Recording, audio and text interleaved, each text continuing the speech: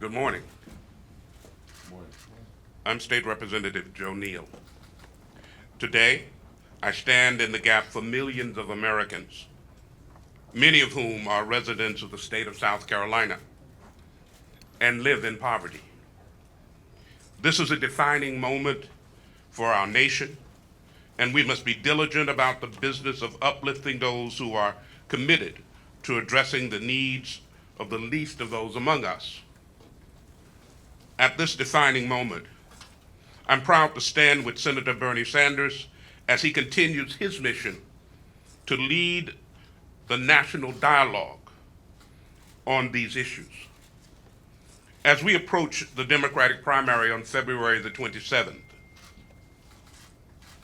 as we approach that eventful day, I challenge all of us to hear the voice of a diligent public servant who has been in the forefront or on the forefront of reminding all of us that we must collectively work to end the economic inequalities that plague us in this country. With open hearts, let us receive his message of fighting for the voiceless. I want to thank this morning Senator Sanders for his commitment to these issues and to thank him for joining us today to remind us of what is most important as public servants serving the people here in this country. Senator. Justin, do you want to say a few words? Yes. My name is Representative Justin Bamberg, and for those of you who may not know, I want to let you know that poverty sucks. It comes in many different forms. When we think of poverty, we think of homelessness. We think of the tent city that we've seen sprout up here in South Carolina, in Charleston, one of the greatest cities in this country. But there's another form of poverty. You know, as we sit inside here protected from the weather outside, the rain that falls from the skies are also falling in many classrooms throughout this state. Even in my very own district, where I have 5 and 6-year-olds who walk outside through the mud and through the rain to get to a trailer where they'll sit down and hope that it's not too muggy inside over in Denmark, South Carolina. So I am proud to stand here today with Senator Bernie Sanders, who understands that we have a problem, not just in South Carolina, but throughout this country. And he's going to fight, not just for a handful of billionaires at the top, but for the very people that make this country great, and that's each and every American citizen. So without further ado, Senator Bernie Sanders. I want to thank Representatives Neal and Bamberg, not only for being here today, that's easy, but for their courage in standing up to the powerful special interest, and for doing what very few elected officials do, having the courage to stand up for the least amongst us, the children who are not getting the education they need, the people who are sleeping out on the streets. So thank you both for your life's work. When Dr. Martin Luther King Jr. was assassinated, he was not on what we would call a civil rights march. He was in Memphis, Tennessee, fighting on behalf of sanitation workers who were ruthlessly exploited and underpaid.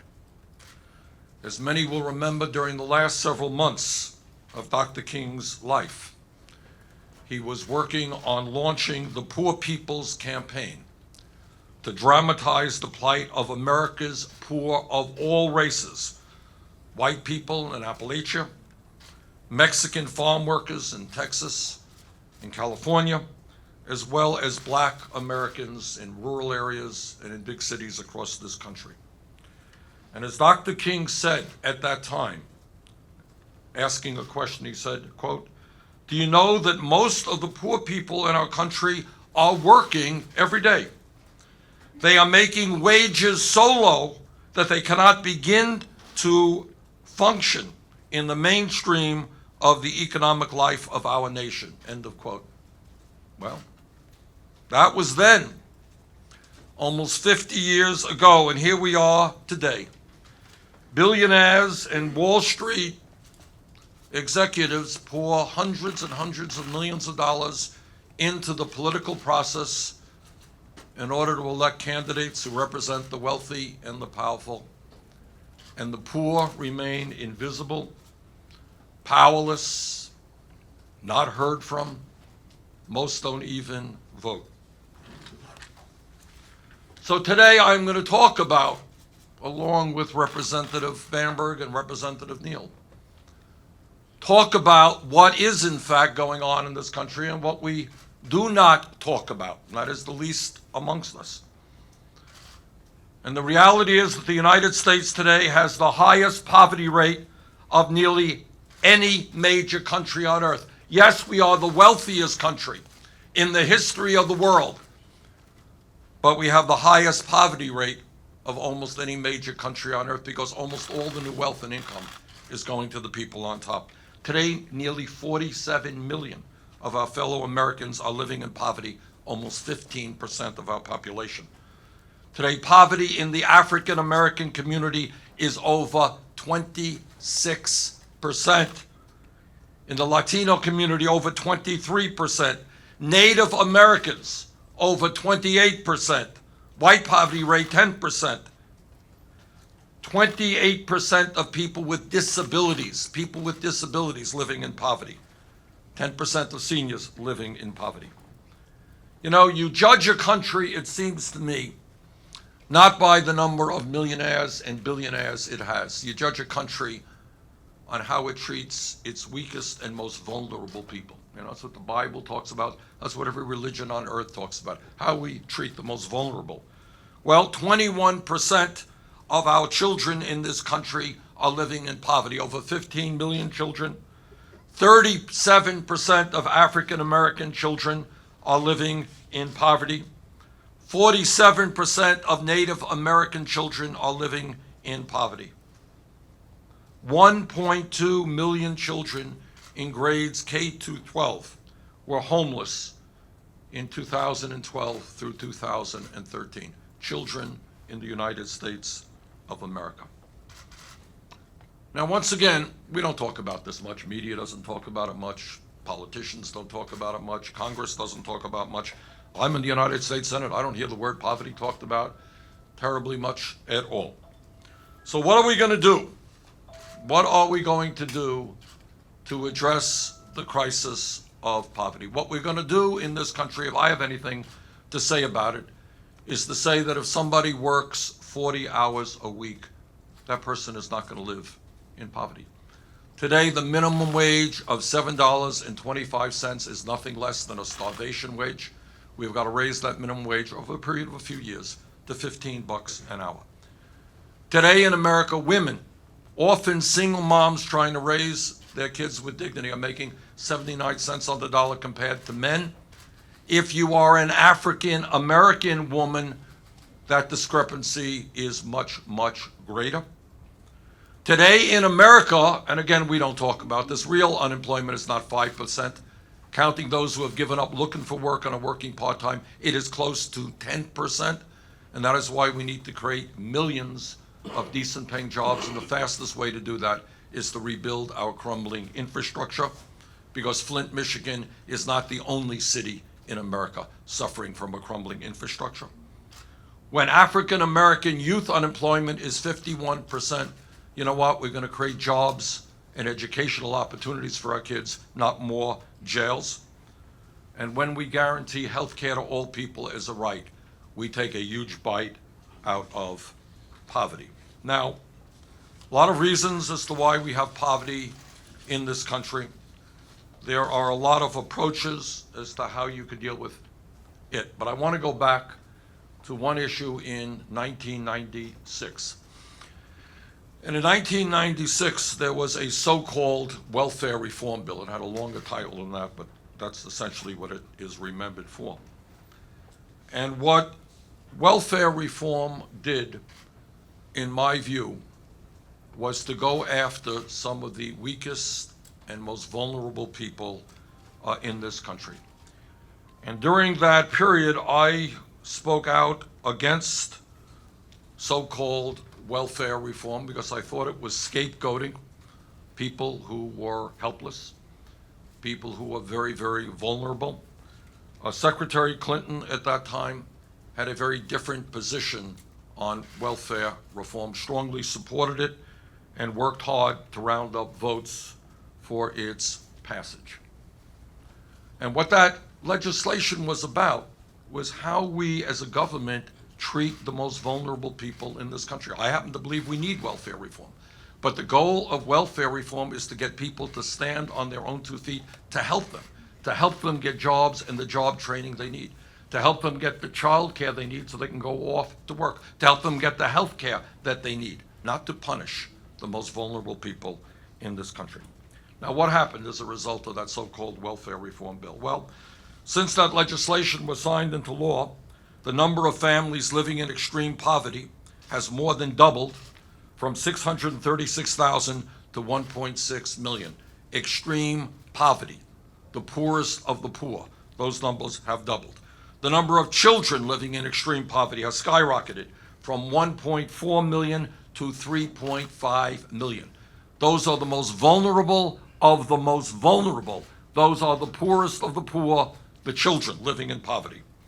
From 1996 to 2011, the number of households living in extreme poverty increased by more than 182% for African Americans, 132% for Hispanics, and 109% for white Americans.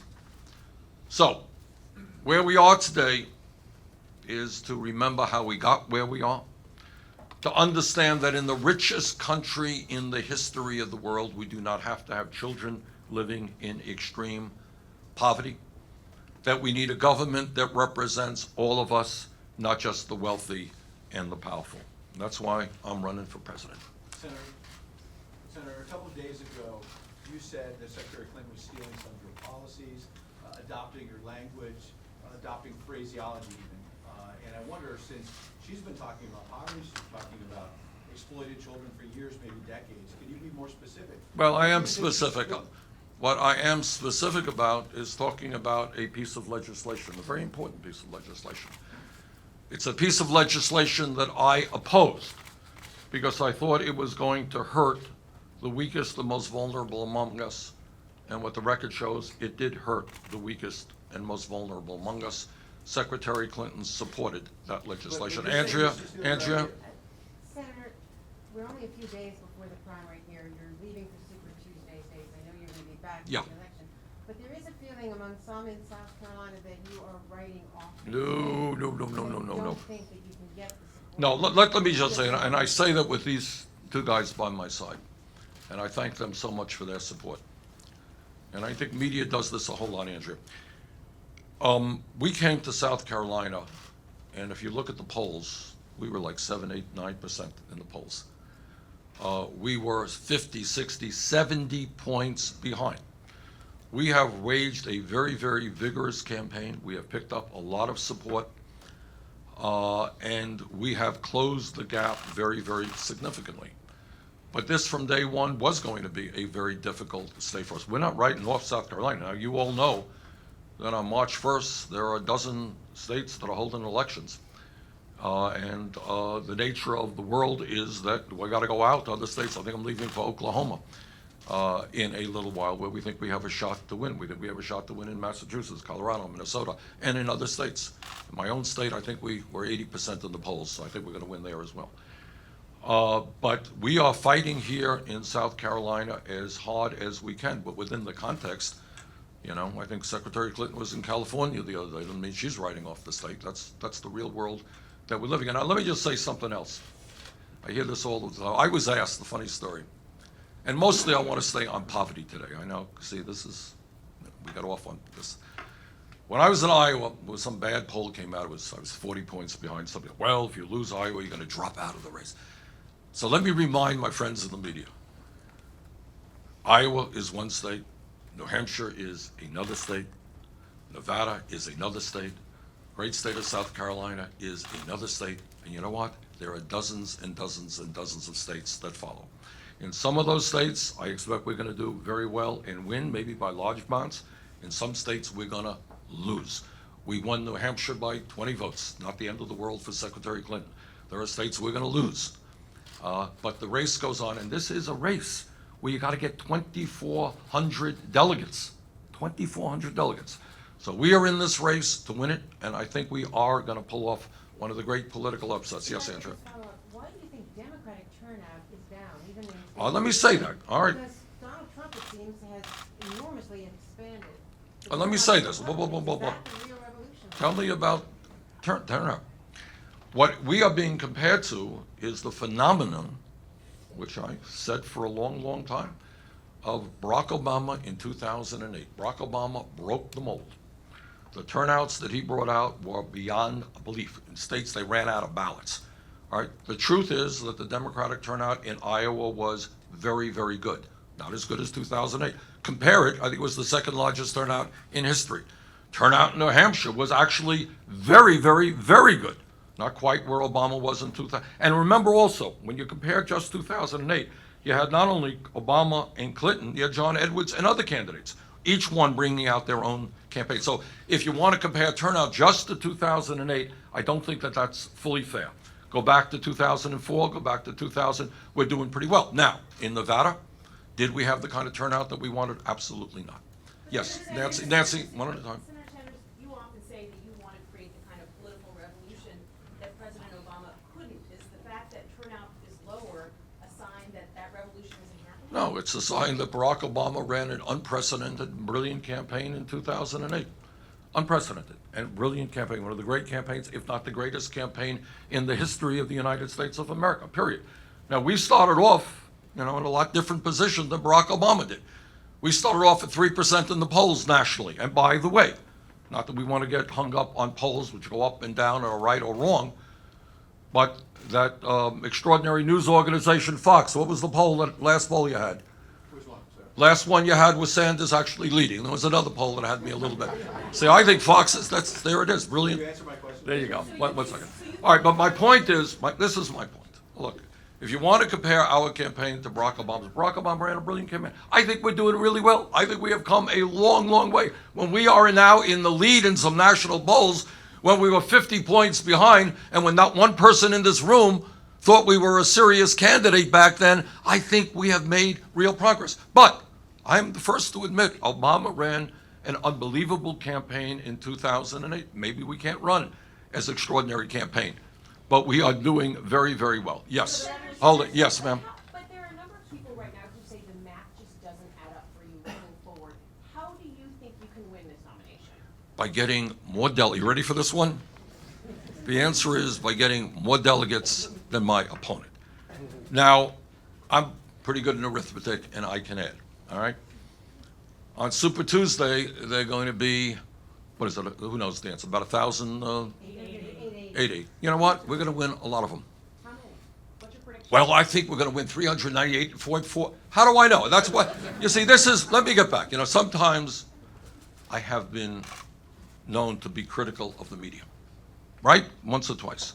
Here we are talking about children in South Carolina and in America, in the wealthiest country in the world who have nothing. And you're asking me to predict to you how many votes I'm going to get in 12 states. You know what? I don't know. Nor do you, nor does anybody else. I will tell you the answer to that on Wednesday. How's that? Senator, I got Yes, ma'am, right in the back there, yes. You've said that investigations of police killings should be handed over to the Justice Department, and they've begun a pilot program where they can track officer-involved deaths, something that was previously only being done by media outlets like The Guardian. But such information remains voluntary. Do you think that police departments should be mandated to report Yes. to the federal government when they kill Americans, and Well, do you support pending Well, legislation? let's rephrase it. When you've made a judgment, they kill. But when individuals die under police apprehension or police custody, should that be mandatory? Yes, I And do would believe you that. support pending legislation? Pardon me? Would you support Yes. legislation? Yeah. Senator? Okay. Yeah.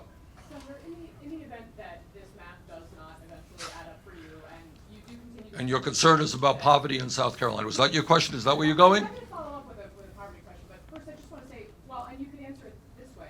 What would your priorities be? You're going to have significant delegate support walking into the Democratic convention. My priorities are to win the Democratic. Democratic Party at the convention. to nominate Bernie Sanders as president. You know, look, let me rephrase it again, okay? When we began this campaign, essentially, it was almost believed by most that Secretary Clinton was the inevitable candidate. She is not the inevitable candidate now. I think we've got a real shot to win it. And what I would ask of the media is not to look at it state by state. You know, we're going to win some states, we're going to lose some states. It is necessary to get 2,400 delegates. We're going to have good days, we're going to have bad days. Secretary Clinton will have good days and bad days. But let's kind of look at the long-term thing. We have momentum, and if you want, again, I don't want to stress polls too much. I'm not a great believer in, but look at the polls and state by state. You know what you're seeing? The gaps are narrowing. Clinton's still in the lead. Her lead is narrower. We think we have momentum, and momentum is very important. So I think we are on a path toward victory. It's a tough fight. And let me tell you something. If we win this, it will probably be the biggest upset in the history of America. The gentleman in the back there, sir. Senator, two questions, just a fact check real quick.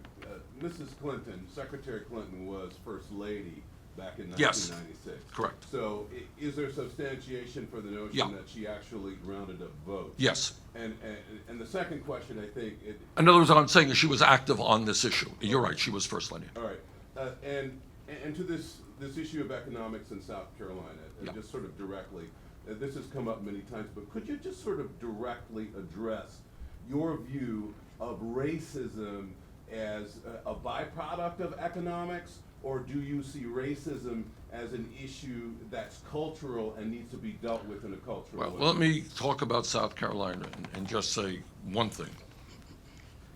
I'm on the committee that wrote the Affordable Care Act. Okay. And I can tell you, to the best of my memory, there was not any discussion on that committee, and we had dozens of meetings, about states not taking advantage of their ability to expand Medicaid that we gave them. And it was shocking to me, not just in South Carolina, but other states. How many folks, hundreds of thousands of people now, who could get health care, who are not getting health care in South Carolina simply because of ideological reasons. They are black and they are white, who are not getting health care. Some of them will certainly die and be much sicker than they would have been. And let me just answer your question by saying this. I know I always get nervous because I date myself when saying this. I was there at the March on Washington in 1963 with Dr. King. And do you remember what the full title of that march was? It was called the March for Jobs and Freedom. Jobs and freedom. In other words, what Dr. King understood is that to be fully human, you had to have a decent income, you had to have employment. Not to mention that we have to break down the barriers of racism and bigotry, both. All right, thank you all so much. Thank you.